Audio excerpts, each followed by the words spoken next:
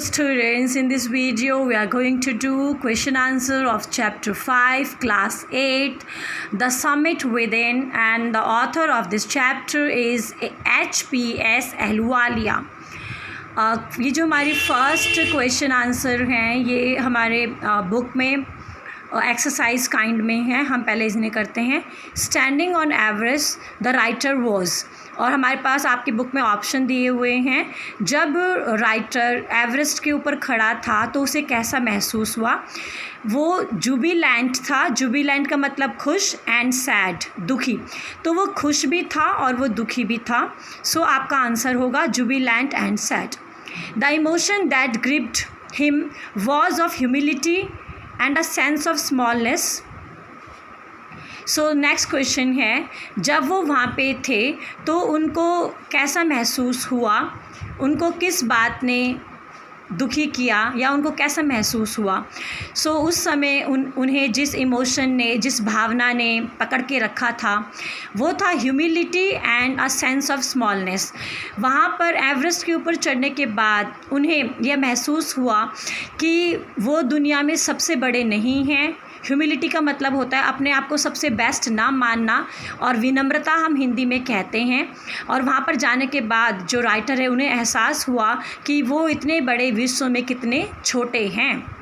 The summit of mind refers to, हमें यहाँ पे 6 ऑप्शंस गिवन हैं। हमें इन 6 ऑप्शंस में से ये बताना है समिट ऑफ माइंड का क्या मतलब है। तो आपका पहला ऑप्शन है ग्रेट इंटेलेक्चुअल अचीवमेंट, मतलब जो हमारी बहुत बड़ी बौद्धिक उपलब्धि होती है, तो वो नहीं है आपका answer. Living in the world of thought and imagination, विचारों की और कल्पना की दुनिया में रहना, ये भी हमारा आंसर नहीं है। सो समिट ऑफ माइंड का मतलब होता है the process of maturing mentally and spiritually. हम मानसिक तौर पे और बौद्धिक तौर पे और आत्मीय तौर पे जो हमारी विकास होता है वो होता है summit of mind.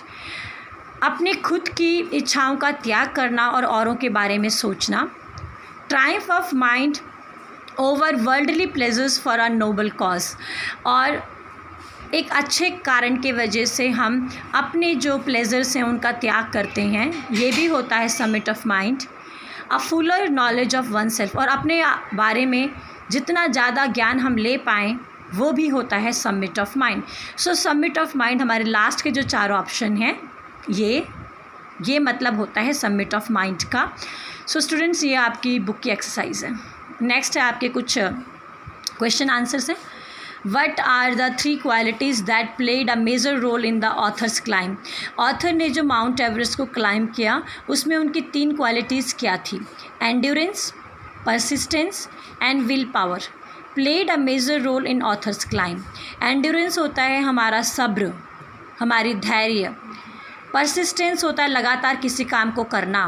Will power होता है दृढ़ निश्चय। सो ये 3 क्वालिटीज़ थी ऑथर की जिसकी वजह से उन्होंने इतने विशालकाय पर्वत एवरेस्ट को चढ़ा। Why is adventure which is risky also pleasurable.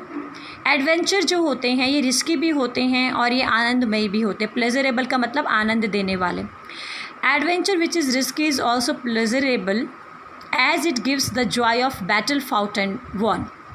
ये जो एडवेंचर्स होते हैं ये रिस्की होते हैं और ये आनंदमयी होते हैं क्योंकि ये हमें एक ऐसी खुशी देते हैं कि हमने कोई लड़ाई लड़ी और हमने वो लड़ाई जीत ली। ये हमें ये खुशी देते हैं कि हमने ज़िंदगी में कुछ किया है। What was irresistible about mount Everest for the author.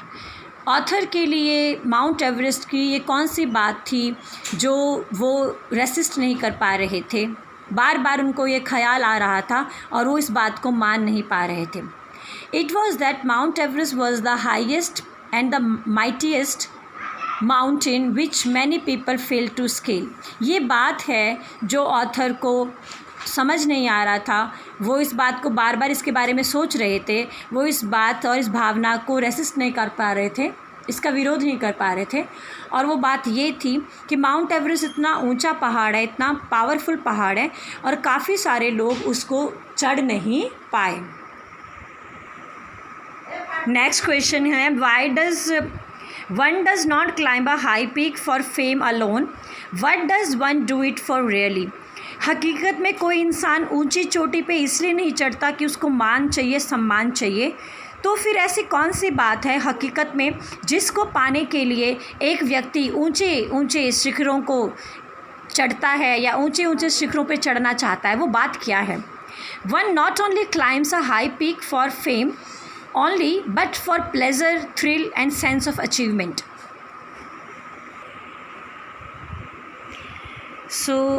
बड़े बड़े शिखरों को कोई व्यक्ति प्रसिद्धि के लिए नहीं चढ़ता, लेकिन आनंद के लिए, रोमांच के लिए और उसने कुछ प्राप्त किया है इस सेंस के लिए, इस भावना को पाने के लिए भी चढ़ता है। He becomes conscious universe which emotion is mentioned here. ये आपका बेटा क्वेश्चन नंबर 5 है।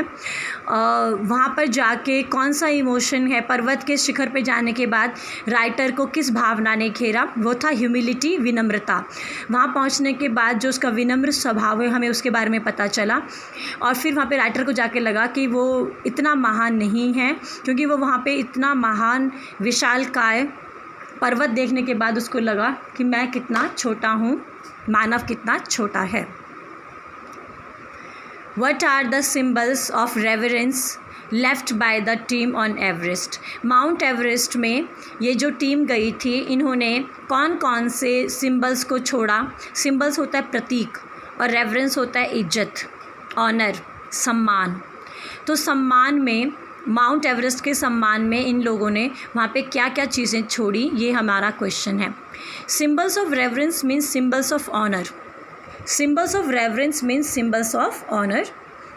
The author, Major H.P.S. Ahluwalia, left a picture of Guru Nanak Dev Ji on Mount Everest. Author ने एक गुरु नानक देव जी की पिक्चर माउंट एवरेस्ट पे छोड़ी। Rawat left a picture of goddess Durga.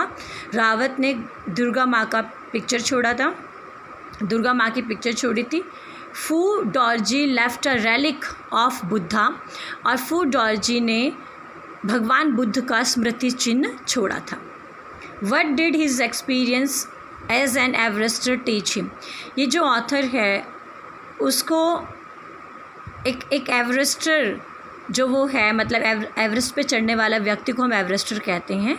तो ये जो ऑथर है ये एक एवरेस्टर हैं। तो एवरेस्टर बनने के बाद उन्होंने ज़िंदगी में क्या सीखा? It taught author to face obstacles, रुकावटें in life with determination, optimism and courage. बेटा आपको ये रुकावटें वर्ड हिंदी में नहीं लिखना है, ये मैंने आप लोगों के लिए लिखा है सो दैट आपको ऑब्स्टिकल्स मतलब वर्ड का मतलब पता चले। और एवरेस्टर बनने के बाद ऑथर ने ये सीखा कि ज़िंदगी में जो ऑब्स्टिकल्स होती हैं, रुकावटें होती हैं, उनका हमें सामना करना है दृढ़ संकल्प के साथ, आशावादी बनकर और साहसी बनकर। डिटर्मिनेशन मीन्स दृढ़ संकल्प, ऑप्टिमिज्म मीन्स आशावाद एंड करेज मीन्स साहस। इन तीनों की मदद से हमें ज़िंदगी की रुकावटों का सामना करना है। Man takes delight in overcoming obstacles. बेटा ये आपकी बुक की एक्सरसाइज है, इसमें हमें चैप्टर से वो लाइन बतानी है जहाँ पे ये बात कही गई है। Man takes delight in overcoming obstacles. Man gets happiness by handling the difficulties successfully. Man gets happiness by handling the difficulties successfully. Mountains are nature at its best. Mountains show us the best beauties of nature. ये हमारी book में जो lines हैं ये हमें pick out करना है। The going was difficult but after effects was satisfying. It was difficult to climb the mountain. इसका मतलब है कि माउंटेन क्लाइंब करना बहुत ज़्यादा डिफ़िकल्ट था। सो यहाँ पे हमारी ये लाइन है, it was difficult to climb the mountain but after climbing it there was a satisfaction. Mountain को क्लाइंब करना मुश्किल था, लेकिन क्लाइंब करने के बाद वहाँ जाके हमें एक संतुष्टि का एहसास हुआ। The physical conquest of a mountain is a spiritual experience. Scaling a mountain brings a man close to God. ये जो लाइन है ये हमारे टेक्स्ट में है और इसका मतलब माउंटेन को चढ़ने के बाद इंसान भगवान के और करीब पहुंचता है, वो उसकी भगवान में और ज़्यादा श्रद्धा बढ़ती है। स्टूडेंट्स ये आपके पेज 82 जो बुक का है उसमें कुछ फ्रेजेस हैं, मैं आपको उसके मीनिंग बताती हूँ, सो दैट आप अगर इन मीनिंग को जान जाएंगे तो आप अपने जो बुक की एक्सरसाइज वो आपको करने में आसानी होगी। At once, immediately, at all, not completely, at first sight, in the first meeting, at hand, very close, at a low ebb, in a weak or depressed state। ये आपके पेज 82 है बुक में और टेक्स्ट बुक में, जो आपका chapter है the summit with in, उसमें ये कुछ फ्रेजेस हैं। सो इनका अगर हमें मीनिंग पता होता है तो हमें इंग्लिश बोलने टाइम में भी हेल्प मिलेगा और हम आपकी जो एक्सरसाइज है वो भी आप इजीली कर पाएंगे। So students, in this video we did question answer and bookish exercise as well. I hope you have understood. I tried to give you answers in as easy language as I could. Thank you.